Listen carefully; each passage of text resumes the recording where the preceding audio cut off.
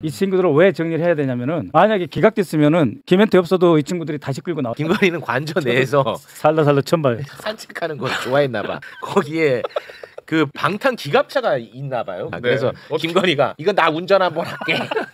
빨리 나 운전할게.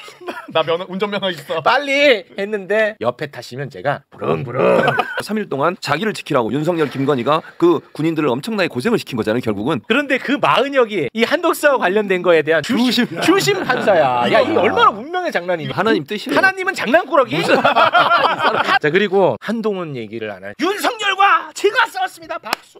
아 근데 뭐 혹시 윤석열 전화할 생각은 있으신가요? 아 예 전화는 뭐 윤석열이 파면된 지 일주일째인데요. 진짜 오래전인 것 같지 않아? 지난주에요? 예, 지난주 우리가 이 자리에서 함께 행복해하고 즐거워하고 했었는데 나는 아무튼 엄청 오래전 같은 저도 한참 된 것 같네. 근데 아무튼 일주일 동안 민간인 윤석열이는 대한민국 대통령 관저를 무단으로 점거하고 거기 안에서 무단으로 파티를 즐기고 있습니다. 진짜? 아니 왜 근데 윤석열한테는 대한민국이 이렇게 불법이 관대한 거야. 나는 그거를 모르겠습니다 정말.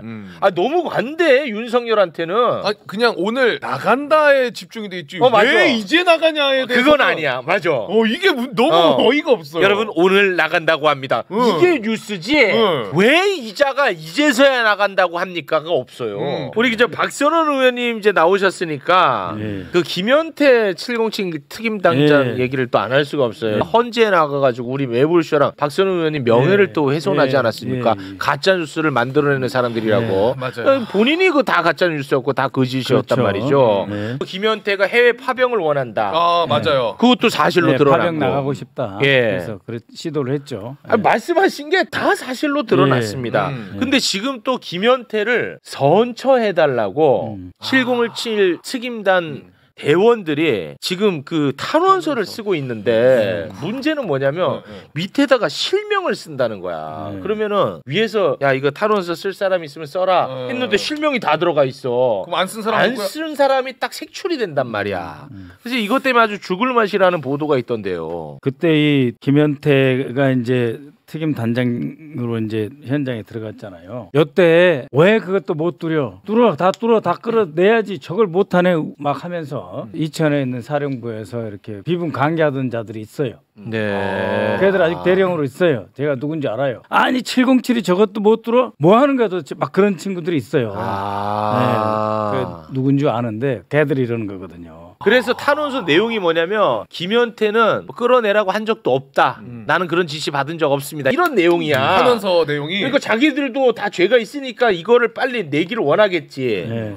그 사람들이 주도를 하고 있는 거예요? 네, 그래서 이 친구들이 이제 누군 줄 아니까 앞으로 이제 파면된 마당에 내란 특검 등을 통해서 속아내야죠. 이 친구들까지 다 정리를 해야 돼요. 네. 이 친구들을 왜 정리를 해야 되냐면은 만약에 기각됐으면은 김현태 없어도 이 친구들이 다시 끌고 나와요. 정확합니다. 네. 아주 위험한 친구들이에요. 맞습니다. 그래서 근데 이제 이 친구들이 지금 이제 작년부터 지금 장군 인사가 지금 늦춰지고 있거든요. 그래서 윤석열이 들어오면은 대거 밀린 장군 인사를 싹 하면서 애들을 다시 이 사람들을 다시 데리고 쿠데타 제2의 계엄을 할 것이다. 그래서 굉장히 저도 긴장된 상황에서 지켜봤는데 그 그룹들이 있어요. 있겠죠. 지금이라도 제1공수여단장 시켜주면 내가 대령인데 제1공수여단장 시켜주면 내가 갈게. 그래서 아직도 있어요.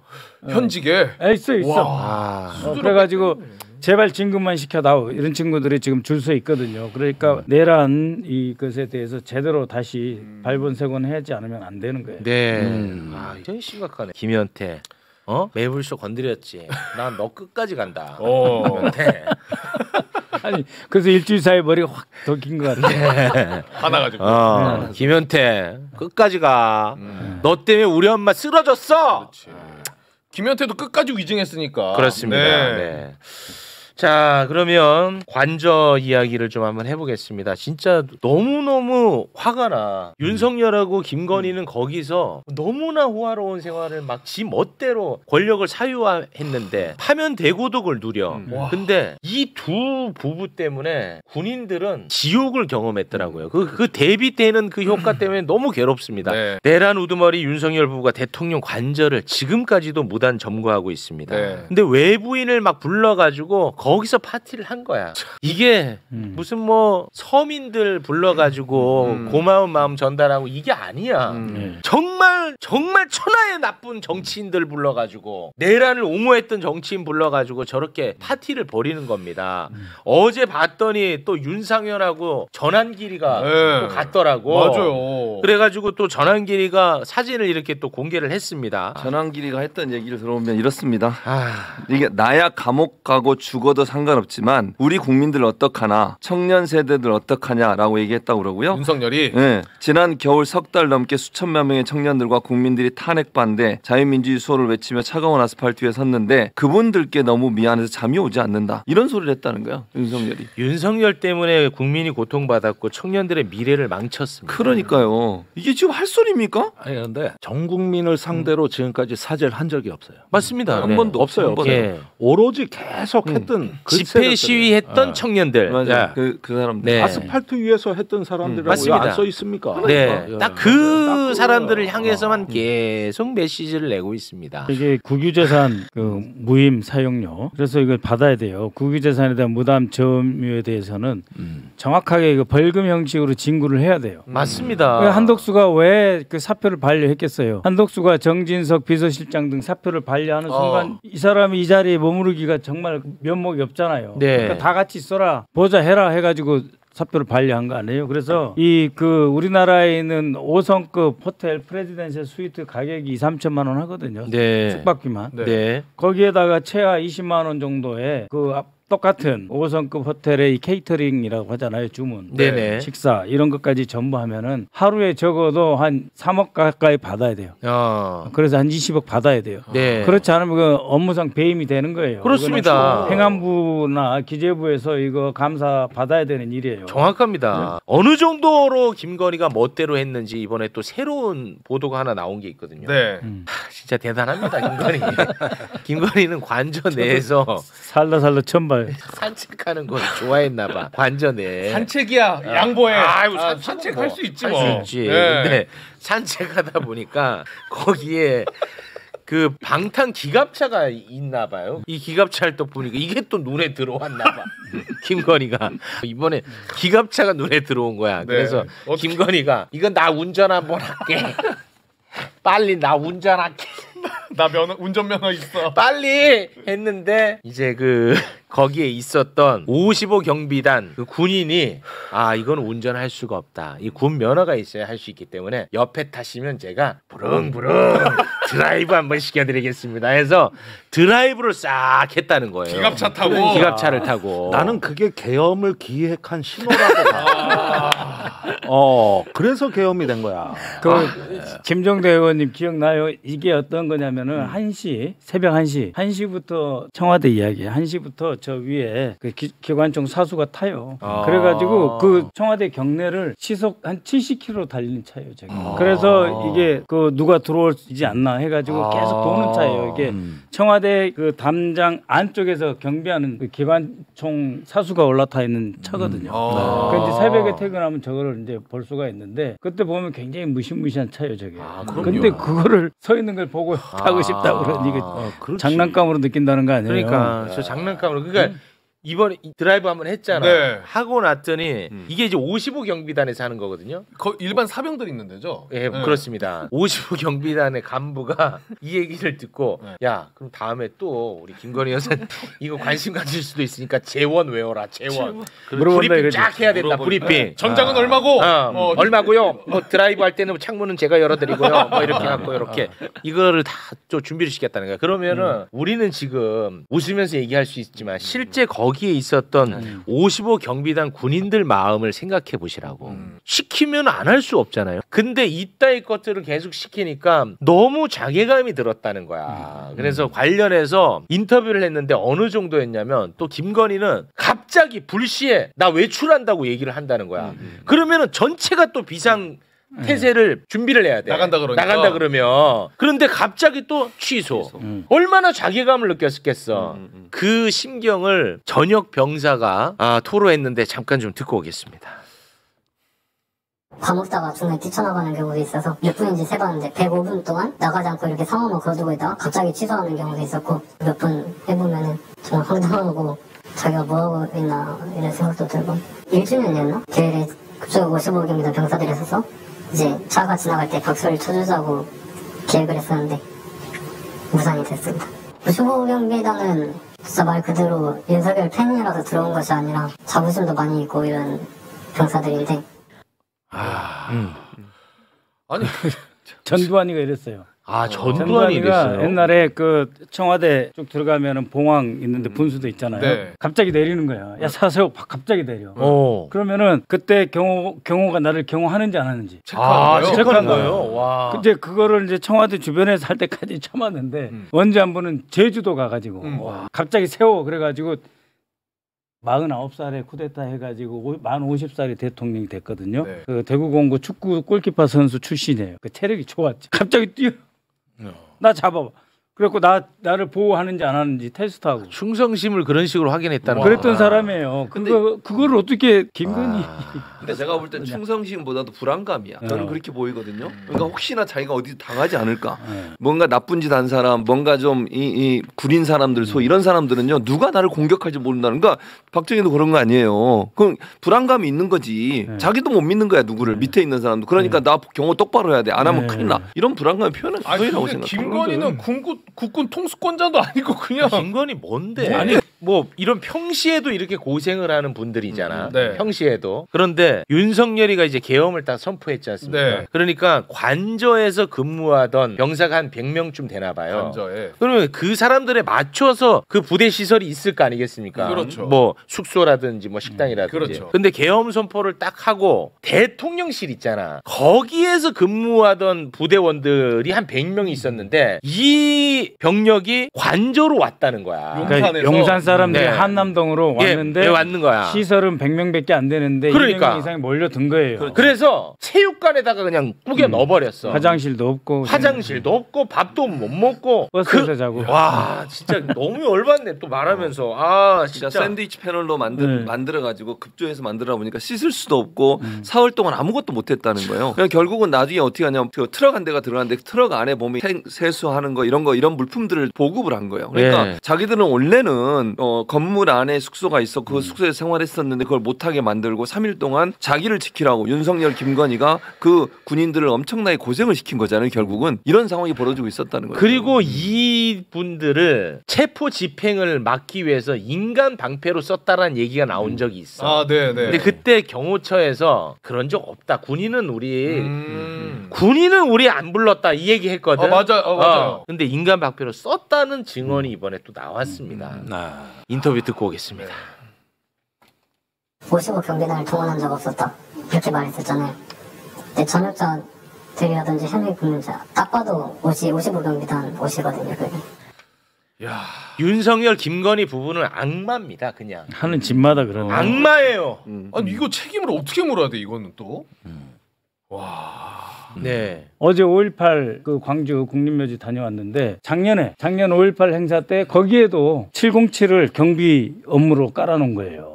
그러니까 작년에도 그때 707을 거기다 투입하는 게 기분이 굉장히 나빴는데 707 그 대원들은 근데 이때부터 이미 김용현이나 이런 사람들 머릿속에는 이런저런 데 투입해보는 연습이야 이게. 아니 그러니까 작년 5.18 행사에 작년 5.18 행사에 특전사가 거기 갔었어요? 원래 특전사가 저기 그 담양 장성에 있는 특전사가 가야 돼. 11공수가 7공수 아니요? 그게 아니고 707을 거기다 투입을 했다니까요. 그래가지고 707에서 그때도 불만들이 많이 나왔는데 공격 부대인데 경비를 쓰라고 하는 원래는 거잖아요. 간 적도 없었고. 네.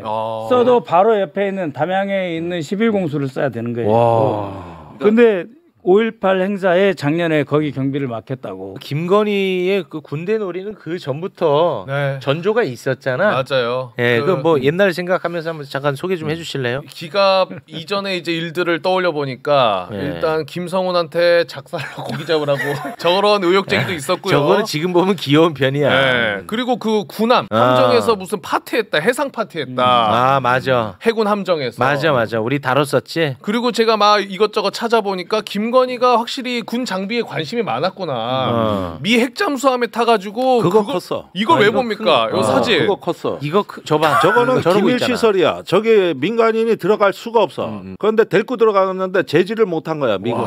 그러니까 저 때 난리 났었잖아. 내가 물어볼게 김정대 의원님. 미국 대통령 영부인이 저런 거 봤어요? 없어요.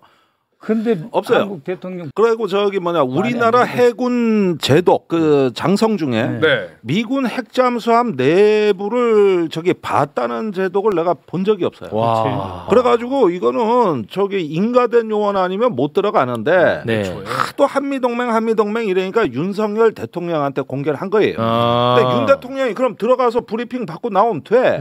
근데 부인을 데리고 막 들어가니까 저길 또 보고 앉아 있고 막지를 못하는 거야. 막지를 이걸 유람선인 줄 알잖아. 유람선 저러고 있다. 심지어 그러니까. 저거 보고 사람들이 동전이라도 넣고 말하라면 난리예요. 지금 어디 통일전망대 갔냐고. 통일전망대 아니야. 근데 미국이 어떻게 생각했겠어요? 저 모습을 보면서. 그러니까. 네? 저희가 이제 헌재 얘기를 조금 해봐야 됩니다. 예, 머리가 좀 기셨네요. 아, 예, 머리가. 네. 파마할까 합니다. 네. 파마할까 합니다. 고맙습니다. 자, 그러면. 제가 깎으려고 그랬었는데, 저보다 하루 일찍 깎으셔가지고. 삭발. 예. 근데 의원님은 왜 매번 다 끝나고 나면 나 하려고 했다 이런 얘기 하세요? 실제로 그랬습니다. 원래 충청도가 조금 느려.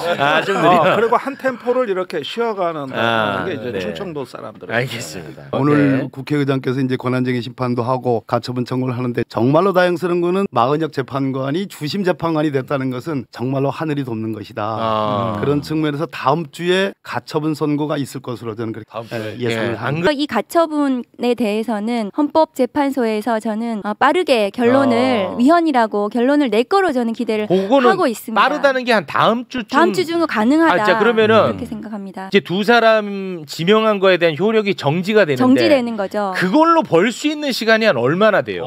왜냐하면 다음 우리 조기 대선 전에 이거 빨리 하면 안 되거든. 그렇게 되면은 임명이 중지가 되고 인사청문 절차가 진행이 될 수가 없습니다. 네. 어찌됐든 다음 주 중으로 나올 가능성이 굉장히 높나요? 그렇게 돼야 되고요. 전례로 따지자면 가능성이 높습니다. 이것은 6명이 필요 없고 이건 5대 4여도 인용이 됩니다. 그러니까. 가처분이. 그래서 다수결로 처리하는 거기 때문에 다음 주 중에는 저는 이 한덕수 권한대행의 이 재판관 지명 자체가 위헌이라는 가처분 인용 결정이 나올 거라고 저는 예상하기 때문에 동시에 한덕수 않습니다. 대망론도 거기서 끝나는 거예요. 한덕수 대망론. 그리고 어떻게 해보려고 그렇게 그랬잖아. 결정이 나면 한덕수 권한대행의 지명 자체가 위헌이기 때문에 탄핵 사유예요. 그것은. 그러니까. 그러면 한덕수 폭망론. 그렇지. 물론입니다. 대망이 아니라 폭망론. 네. 이렇게 해서 카드 하나가 사라지는. 다음 주가 중요하네. 이번에 헌법재판소에서 윤석열 탄핵 그 선고로 굉장히 위상이 높아졌거든요. 그런데 헌법재판관들 입장에서도 정형식조차도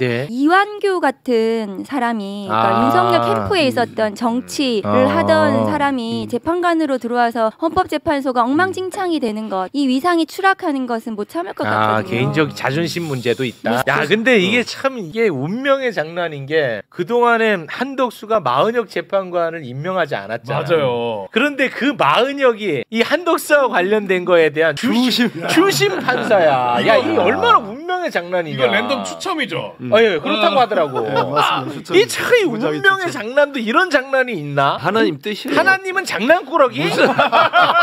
하나님 장난치면 때때로 그러실 때도 있어. 때때로. 이거 내 걱정 많았거든. 진짜 막 머리가 다 아프더라고. 아니 헌법재판관들도 어지러지하겠다. 파면 딱 끝내고 이제 숨 좀 쉬자 했는데 막 이완규 들어오고 아니 이렇게 바쁜 헌재가 또 있었을까? 그리고 이렇게 유명한 헌법재판관들은 없었을 거야. 없었을 것 같아. 이름을 다 알아. 심지어 9명이 다 유명해. 맞아. 이제는. 네. 이름 다 외웠어. 마은혁이 들어가지도 않았었는데 제일 유명해.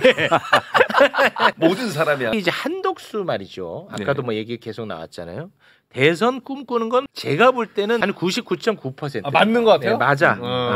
동아일보 기자한테 대선 출마할 일이 있으면 연락드리겠다. 이렇게 표현을 했단 말이야. 그러면 지금 꿈꾸고 있는 거야. 가능성은 좋다. 그러니까 나중에 어떤 변수로 출마 안 할 수 있겠지만 지금 꿈꾸는 건 100%라는 거야. 맞죠? 네. 요거는 뭐 깔끔하게 된 겁니다. 그런 냄새가 좀 나요. 냄새 납니다. 그런데 이 재밌어. 지금 국민의힘 한 18명 주자 가운데 가장 지지율 많이 나오는 게 김문수잖아. 네, 맞아요. 그러니까 한덕수가 막 이렇게 치고 나오잖아. 막 트럼프랑 통화하고 하니까 김문수가 반응 나왔어? 한덕수를 엄청 견제했는데 반응이 나왔어. 이게 너무 웃겨.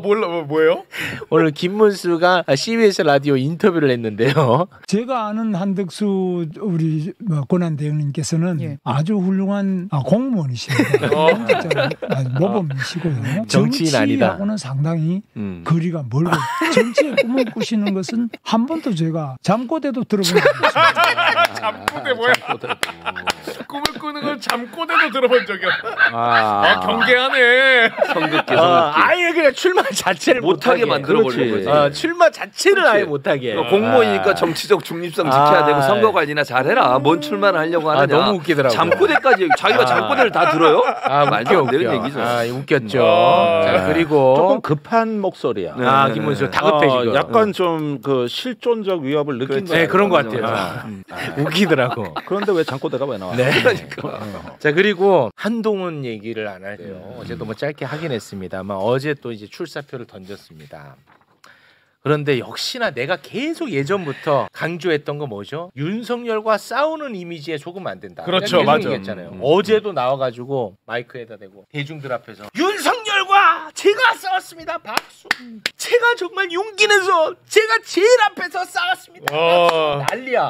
근데 옆에 있던 사람이 물어봤어. 윤석열 대통령이 언제 만나실 거예요? 그러니까 뭐 연락은 할 거예요. 싸운 사람한테 왜 연락을 해? 그러니까 앞뒤가 하나도 안 맞다. 말이라도 맞으면 제가 연락을 왜 합니까? 그렇지. 내란 우두머리를 제가 연락한다고 왜 그런 질문은 성립 자체가 안 되면 이렇게 해야 되잖아. 막 이 사람이 막 화로 바꿔야 돼. 근데 뭐 혹시 윤석열 전화할 생각은 있으신가요? 예, 전화는 뭐 나 키워준 사람이니까. 실제입니다. 숲의 숨은 이재명 대표보다 먼저 국회를 향하고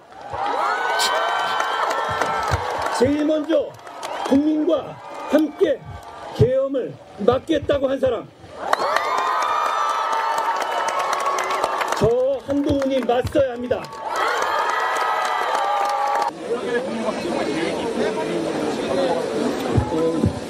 제가 정확한 상황은 잘 모르겠는데요. 뭘 몰라? 저는 적절한 때가 되면 저도 연락드릴 생각인데요. 제가 큰 계획을 지금 갖고 있지는 않습니다. 연락드릴 계획이래. 적절한 때가 되면. 돌아버리겠어 진짜. 윤석열 제가 박살냈습니다. 윤석열만큼 내가 못 참습니다. 제가 용기 내서 싸웠습니다. 이재명보다 더 열심히 싸웠습니다. 회동할 생각은요?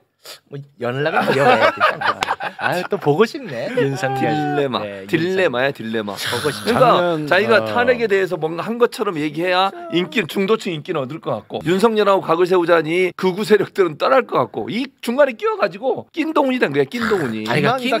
나는 한동훈 지지할 수도 있고 뭐 좋아할 수도 있고 다 좋아요. 근데 윤석열과 맞서 싸웠다는 것으로 박수 받아서는 안 되지. 그렇지. 아니 윤석열 부하라서 법무부 장관 했잖아. 맞아. 윤석열 부하라서 비대위원장 했잖아요. 그렇죠. 그게 오늘의 한동훈이잖아. 그렇죠. 다른 한동훈 있어? 이거 말고 다른 한동훈 있어? 없잖아. 근데 윤석열과 맞서 싸웠다는 걸로 박수 받으면 안 되지.